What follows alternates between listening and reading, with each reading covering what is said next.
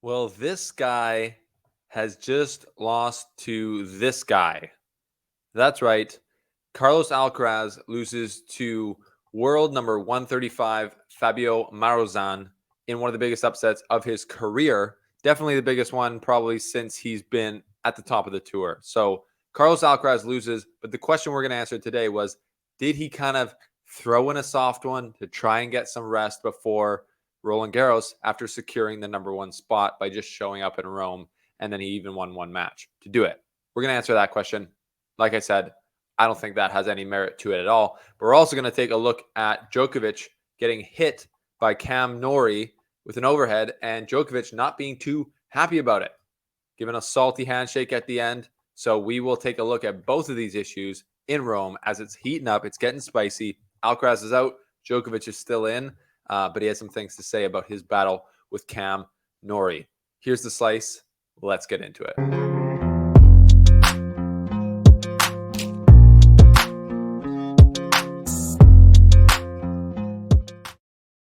Welcome back to the show, people. Thanks for being here. We've got a topical show today, basically on two topics, like I just mentioned. Carlos losing, was it on purpose? And Djokovic winning against Cam Norrie, but not being stoked with what he considered Cam Norrie's antics on court.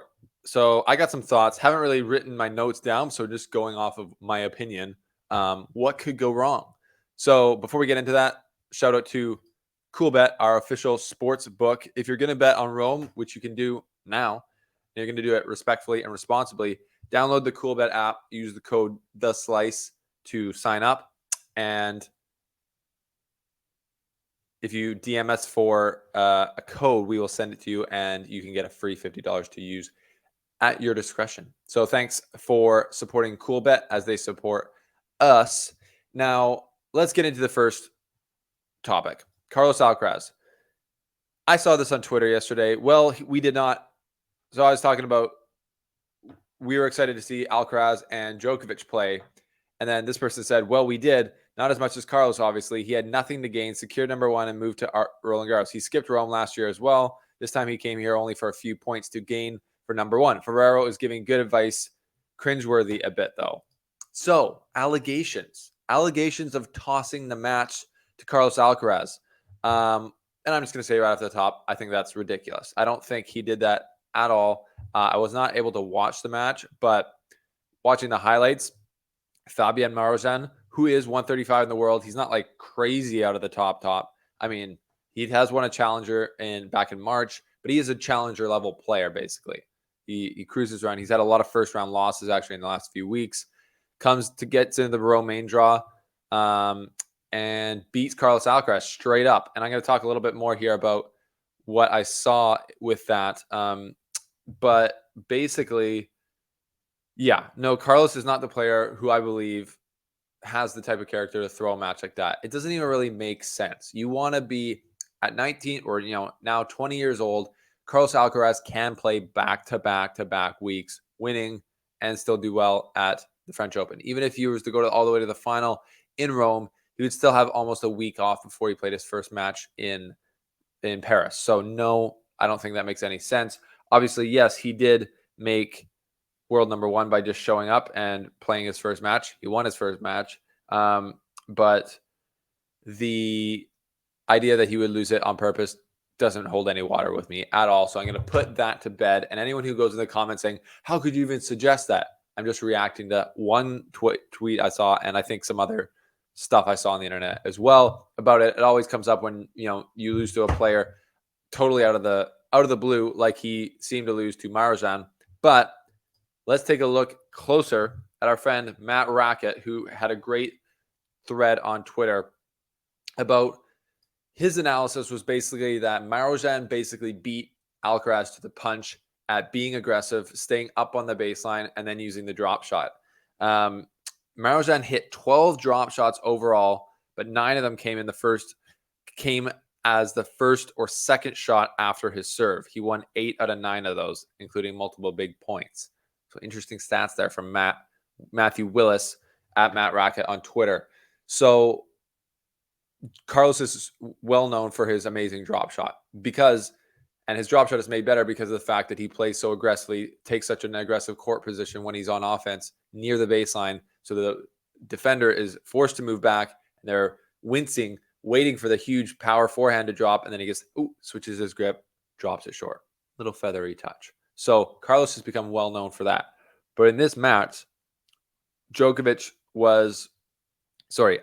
was respecting Marozsan's power a lot, especially even from the ground. So he was playing very deep, returning deep, and he can do that. But that gave Marozsan the opportunity to basically hit these drop shots where Carlos Alcaraz would usually be the one doing them. And when Carlos tried to drop shot Marozsan back, he's up on the baseline. He's playing great. He's playing emphatically from the baseline, and he's right there. And he's a quick, athletic guy. He gets to all of Carlos's drop shots, and Marozsan was basically able to flip the script on Carlos while doing that. So pretty interesting to see there. Carlos can return from deep and do damage. He maybe didn't play his best, obviously, yesterday. But the strategy there, when we've seen this in the past, I've talked about this with Djokovic. I remember when they played in Madrid last year, and Djokovic hit super big for the first set, kind of won the first set.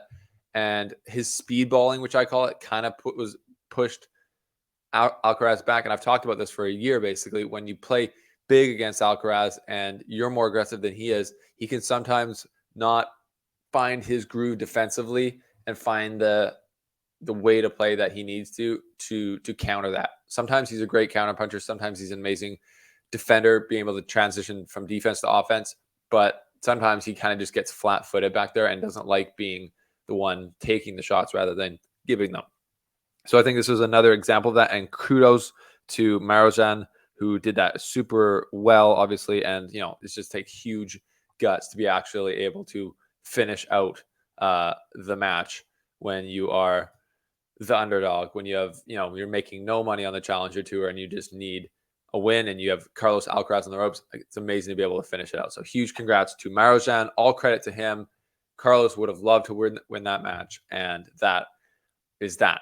So Carlos out. We're not going to see Djokovic versus Carlitos in the final of Rome. Hopefully we'll see them in Roland Garros. But now on to Djokovic, who beat Cam Norrie 6-3, 6-4. And there was some drama. There was drama, folks. Djokovic said afterwards, I'll just read it.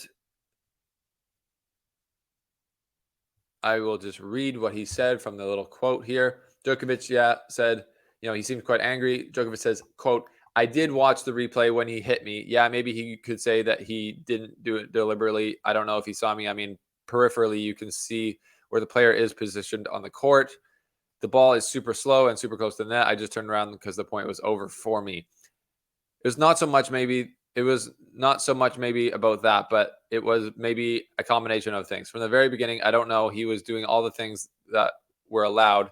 He's also allowed to take a medical timeout. He's allowed to hit a player. He's allowed to say, come on, in the face more or less every single point from basically first game. Those are things that we players know in the locker room is not fair play. It's not how we treat each other. But again, it's allowed. So basically said at the end of the day, what happens on the court stays on the court. But that's why he was just explaining why he looked annoyed on the court. Now, I'm going to try and watch this without getting the ATP screwing us and doing copyright. So this is on Twitter. This shows the overhand that Cam Norrie hits, and it kind of hits Djokovic in the leg. And you can see here Djokovic walking away, hits him, turns around, and gives him the stare down. Cam Norrie puts the hand up. Oops, sorry, mate. Didn't mean to do that. No worries, mate. Anyways, we've seen that before. That's kind of reminiscent of when Nadal hit Djokovic. I think it was in Montreal, like 2009 or something, or maybe 11. Djokovic just turns around and stares, hands on, or Nadal standing there, hands on hips, trying to say sorry, and then he has to go like this because Djokovic wasn't having any of it. But to be honest, that's pretty normal stuff. If you turn around and walk away in tennis, you are not going to be able to see if a ball's coming at you, and you might get hit. Djokovic doesn't have that problem because when he has a smash like that, he usually misses it. But Cam Norrie, I don't know. I didn't watch the match. I didn't see all the fist pumping. Cam Norrie is a fist pumping guy. That's just like he does that. He's one of those things. The funny thing is, Djokovic is a fist pumping guy. Djokovic routinely pumps himself up when a guy misses a smash or when a guy makes an unforced error at the end of a long rally that Djokovic has felt like he dug into, and he's going to turn the match. So Djokovic routinely, pumps himself up a lot more than other players does. So it's funny to see him getting annoyed by stuff that he also does, but that's just being a competitor. There was someone who posted on Twitter, Djokovic being able to find offense in the things that Cam Norrie was doing shows the championship mentality. You're able to find an aggravation, a chip on your shoulder, something that's annoying you that enables you to get some fire under your feet and play even better, like Djokovic does when he's annoyed, it seems. So, yeah, maybe that's just Djokovic's way of firing himself up there, taking offense to Cam Norrie's incessant fist pumping, the medical timeout before him trying to serve it out. Yeah, that's dusty. I don't think that's cool. But again, it's allowed. And Djokovic acknowledged that, and he said, you know what, whatever.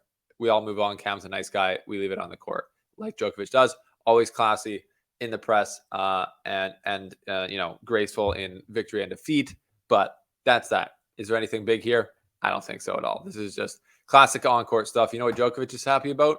Getting the W. So tomorrow he plays Holger Rune in a rematch from the Paris Masters final last year. And oh boy, is that going to be sick. So we're excited for that. Let's just look at that here on Go to Bet. Let's see if they have the odds there yet for it. Yes, they do. So the odds on CoolBet are for Djokovic versus Rune, 1.4 for Djokovic and 3.1 for Holger Rune. So they're not making an upset totally out of the picture. And could you blame them? Holger Rune's played amazing. He's in the top 10 now, and he beat Djokovic last year on indoor hard court. This is clay. Holger Rune loves clay. Djokovic, clay is not his best surface. He's obviously amazing on it, but this could be a real battle in the quarterfinals. So we will try and have a quarterfinal preview for you later today, but that's the case on Alcaraz losing to Marozsan, great player, and Djokovic having some issues with Cam Norrie's antics on the court here in Rome. We've also got Rybakina versus Fiontek tomorrow. That's going to be amazing. A lot of great matchups. We got even Zverev Medvedev again. Wow. Hopefully happening today. So stay tuned for that. Lots of good stuff happening in Rome, and we will be here to cover it. Thanks for watching. This has been The Slice.